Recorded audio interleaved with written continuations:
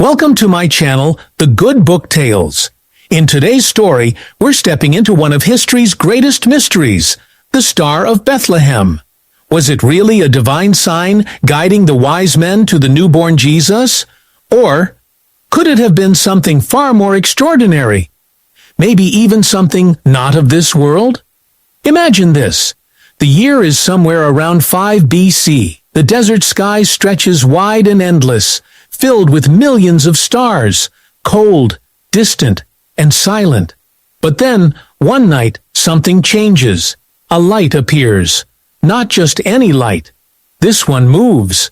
It glows brighter than the others, pulsing as if alive. Shepherds whisper about omens, priests record strange happenings, and 3 travelers from the east, known as the Magi, begin their journey, following this mysterious star. For centuries, people have told this story as a miracle. But what if we look at it through another lens? The lens of science, astronomy, and even the unexplained? Some researchers have proposed that the Star of Bethlehem might have been a rare planetary alignment, or a supernova, lighting up the ancient sky. Yet, there's another theory, one that sends chills down the spine. What if the star wasn't a star at all? What if it was an object under intelligent control? An alien ship visiting Earth at one of the most pivotal moments in human history. As we dive deeper, we'll explore ancient texts, forgotten scrolls, and the astronomical data hidden in the night sky. We'll see how the light seemed to move, stop, and hover. Behaviors no star could ever display. We'll also question why only certain people saw it, and why it seemed to guide the Magi with such precision, almost like advanced technology. But before we jump to conclusions, we'll also look at the human side of the story, the faith, the wonder, and the awe that the Star of Bethlehem inspired. Whether it was a message from the heavens or a visitor from beyond the stars, one thing is certain. It changed the course of history forever. As we peel back layers of belief and mystery, you'll start to notice patterns that can't be easily dismissed. Lights in the sky described the same way across cultures and centuries. Was it coincidence? Or are these ancient witnesses describing the same phenomenon we now call UFOs? Tonight we begin a journey, not just across time, but across the limits of what we believe is possible. Because somewhere between faith and science, between miracle and mystery, lies the truth about the Star of Bethlehem. And by the end of this story, you might start to wonder, if the light that led the Magi wasn't sent from heaven, then where did it really come from? The desert night was silent, except for the wind brushing over the sand dunes. The Magi, scholars of the stars, watched that glowing light that seemed to defy the laws of the heavens. They were men of knowledge, guided by patterns in the sky and records of celestial events. Yet what they saw that night did not fit any known pattern.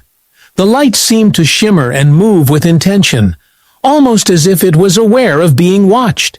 It would pause, then continue its journey across the sky, beckoning them forward like an unseen hand leading the way. In ancient times, people lived with their eyes fixed on the night sky. Every change, a comet, a sudden burst of light, or an eclipse, meant something. To them, the sky was alive, filled with messages from gods or angels. The Star of Bethlehem wasn't just a light. It was a sign that something extraordinary was happening. But what kind of sign was it? And why did it appear exactly when the world was waiting for change? Modern astronomers have tried to trace the path of that star, comparing it with recorded planetary movements. Some suggest it was a conjunction, when Jupiter and Saturn aligned, creating an unusually bright glow. Others say it could have been a nova, or a comet passing close to Earth, but none of these explanations fit perfectly. A comet moves in a long, predictable path. A nova fades over weeks. Yet the Star of Bethlehem was said to move, stop, and guide travelers. Actions no natural light in the sky can perform. And this is where things begin to blur between science and mystery. Some ancient descriptions of the event sound eerily similar to modern UFO encounters. A bright object hovering low in the sky, illuminating the land below, and moving in ways that defy normal celestial behavior. Could it be that what ancient people described as a miraculous star was something else entirely? Something beyond their understanding? As the Magi traveled through deserts and mountains, following the star's strange glow, they must have felt both awe and fear. Every night they would look up and see it waiting for them, silent and steady.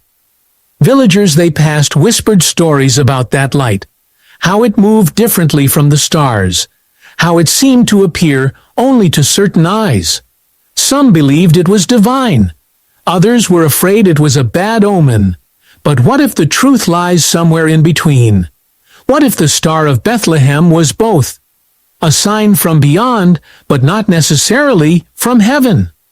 The question lingers in the air as the Magi continue their journey, the light still ahead, drawing them closer to something that would change not only their lives, but the entire course of human history. And as the night deepens, one can't help but wonder, what was really waiting at the end of that light? As the Magi pressed forward, the mysterious stars seemed to change. Sometimes it grew so bright it lit the ground beneath their camels, casting long, sharp shadows. Other nights it dimmed until it was barely visible, as if teasing them, testing their faith. The closer they got to Judea, the more strange it became. It didn't behave like any known celestial body. It hovered, moved, and even seemed to wait for them when they stopped to rest. The men whispered among themselves, trying to reason through the impossible. One believed it was a new kind of star, born from the heavens to mark the birth of a great king. Another wondered if it was a messenger, not a light at all, but something alive, something watching them from above. Their conversations grew tense. Doubt crept in like the chill of night. Could something beyond their understanding be leading them? Meanwhile, in Jerusalem, rumors spread quickly. King Herod heard of travelers from the east following a strange light, claiming it led to a newborn king of the Jews. He grew restless. A new king meant a threat to his throne.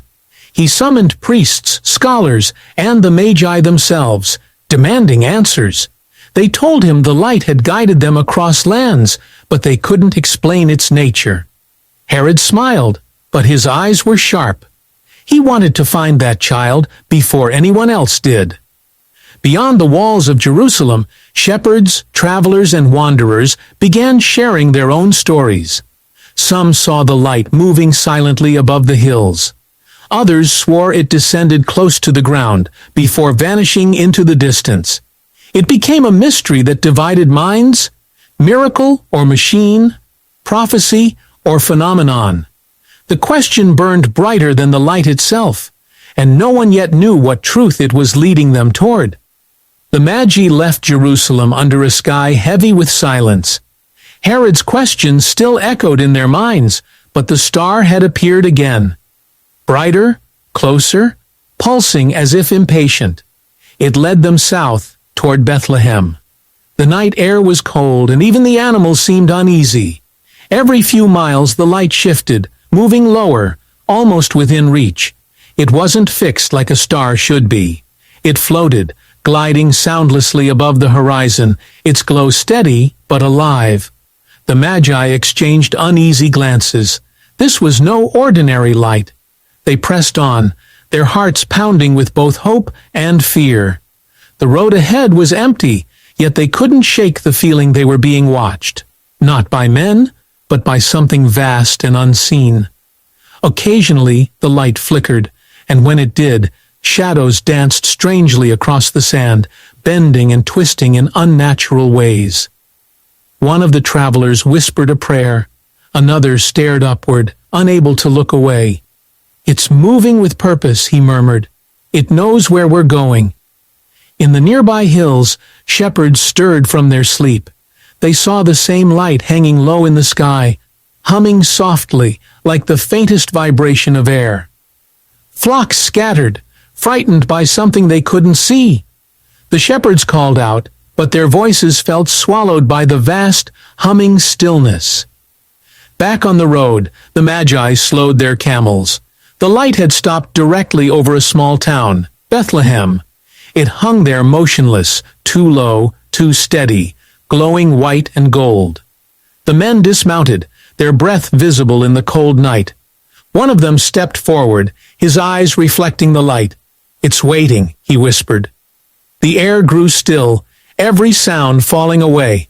The sky above them seemed to hold its breath. And then, the light began to descend. The light descended slowly, silent and steady, until it hovered just above the rooftops of Bethlehem. Its glow was not blinding, but warm, wrapping the quiet streets in an otherworldly calm. The Magi stood frozen, unable to move, their hearts pounding so loud they could almost hear them echo. The camels refused to step forward, trembling as if sensing something beyond human comprehension. Then, for a brief moment, the air around them shimmered, as if reality itself had rippled. One of the travelers raised his hand to shield his eyes. "It's not a star," he whispered, his voice trembling. "Stars don't come this close." The others didn't answer. The object hung above them, humming faintly, its light shifting through shades of gold and blue. It cast no smoke, no flame, only a deep, resonant stillness. It was as though the heavens had opened, or something from beyond the heavens had crossed over. Then, suddenly, the light divided. What had been a single glowing sphere split into 3 smaller lights, each circling the other in perfect rhythm. They moved with precision, their paths too exact to be random. The Magi fell to their knees, overwhelmed by awe and fear. One of them began to pray softly, while another simply watched, eyes wide, trying to understand what he was seeing. At that same moment, miles away, Herod stood on the balcony of his palace, staring at the same sky. He too could see the strange illumination over Bethlehem. But what the Magi saw as wonder, he saw as threat. "If this light marks a king," he muttered, "then I will find him before it fades." He sent riders into the night, following the glow, unaware that the light itself seemed to react, pulsing brighter, almost as if it sensed the danger coming. Back in Bethlehem, the 3 lights merged once again, forming a single silent sphere. It drifted lower, stopping over a small home at the edge of town. The Magi followed, breathless, uncertain whether to run or to bow. Inside the house, a soft cry echoed, a newborn's voice breaking the stillness. The men looked at each other in disbelief. The light hung motionless above, as if keeping watch, and then, without warning, the glow flickered violently. The air seemed to tremble. A shadow moved across the light, something vast and unseen. And in the next instant, the sky went black. Darkness swallowed the sky. The Magi froze where they stood, their torches flickering weakly against the sudden blackness. The stars had vanished, and even the moon seemed to hide. Only a faint hum filled the air, deep and pulsing, vibrating through the ground beneath their feet. Then slowly, the light returned, not from above, but from all around them. The glow spread through the air like dawn breaking under water. The object, or whatever it was, hovered silently, its edges blurred by the brightness. The Magi shielded their eyes. The light seemed to pulse in rhythm with their heartbeats. For a moment, each man felt something personal, something beyond understanding.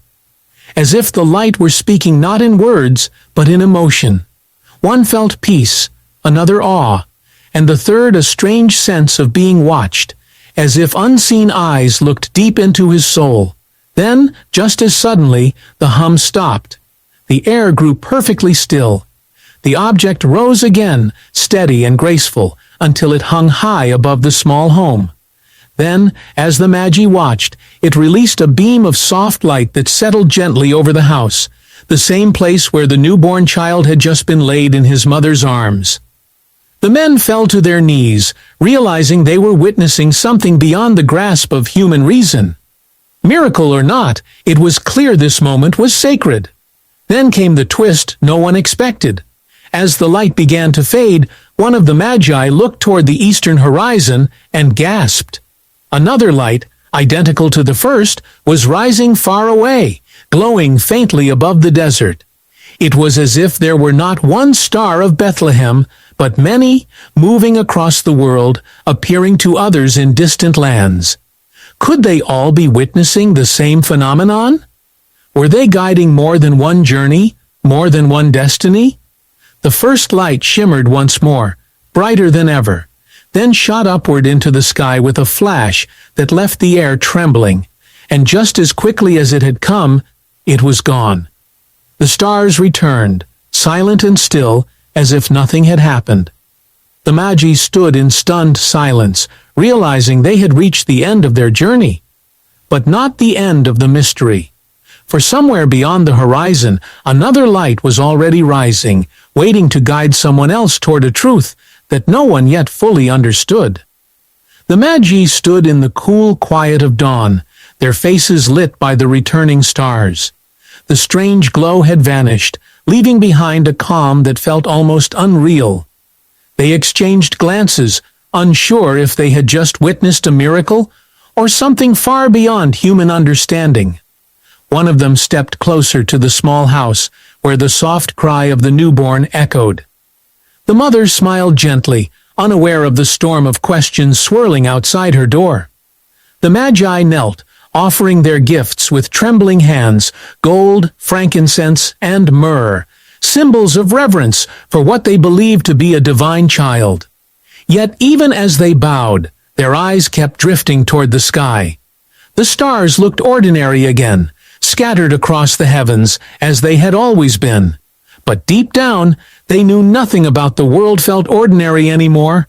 They had followed a star that moved with purpose, that divided and rejoined, that descended to earth and then vanished in a flash. Whatever it was, celestial, divine, or perhaps something far beyond human comprehension, it had changed them. When morning came, the travelers prepared to leave quietly. Herod's men were already searching, and danger lingered like a shadow over the city. That night, as the Magi rested, each of them dreamed the same dream, a voice whispering softly, warning them not to return to the king, but to take another path home. They awoke before sunrise, silent but certain. The desert stretched before them once more, endless and mysterious. As they rode away, the eastern sky began to lighten. For a brief moment, one of them turned back and thought he saw something. A faint glimmer far in the distance, just above the horizon. It wasn't bright enough to call a star, but it was there, pulsing softly, almost as if it were watching. He didn't speak of it. Some mysteries, he knew, were meant to stay unsolved. Years later, stories of that night spread across the world. Some called it a sign from God. Others believed it was an astronomical wonder, and a few whispered that it might have been a visitor from beyond the stars. Whatever the truth was, one thing remained. The Star of Bethlehem had changed everything. Whether miracle or message, it had bridged the space between heaven and earth, leaving humanity with a question that still glows through time. Was it faith that led them, or something from the stars themselves?